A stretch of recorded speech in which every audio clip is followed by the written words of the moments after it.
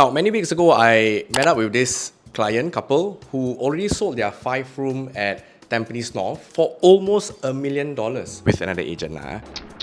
And I told them, hey, that's almost the record price in all of Tampines North for a 5-room. And now they want to upgrade to the latest EC in Tampines North, which is Orel EC. Now, they were so ready that they even knew the exact unit number of the unit that they want to buy. And they told me that, hey, I want to meet up with you at the show flat. I want to place a check. I was thinking like, hey, why they kanchong? Okay, to give you some context, in the property world, timeline is everything when you're selling your flat and buying a second property. And if you are late by just one day, sometimes you will be penalized punitively. Now, because they had issues with the agent who sold their flat, they are now many weeks behind in their timeline and they're going to be homeless in the next 2 months. So it turns out that the agent who sold their flat was caught being dishonest during the negotiations. Now, even though they got almost $1 million, even though they almost got the record price in Tampines North, what happened to them was, in property language, they got staged. Now, if you don't know, staging simply means an agent got an offer for 980. Instead, he tells his client, hey, I got an offer for 950 only, and then he negotiates. Eventually, the seller says, hey, let's push up to 980.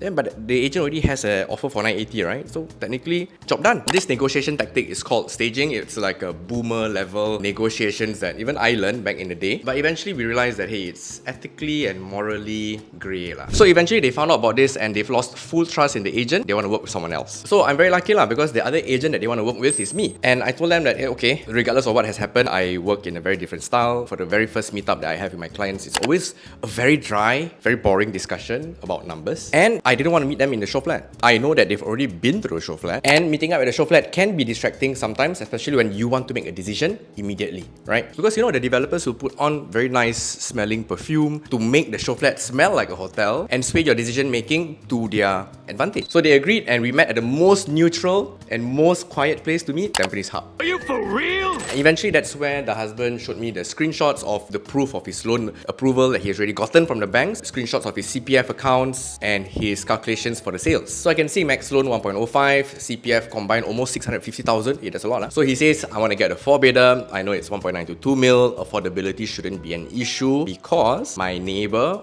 already bought during the launch. 4-bedder also. I know they earn around the same as me, so I should be able to afford also. Now, when he said all of this, when I saw the numbers, I saw that there's a gap.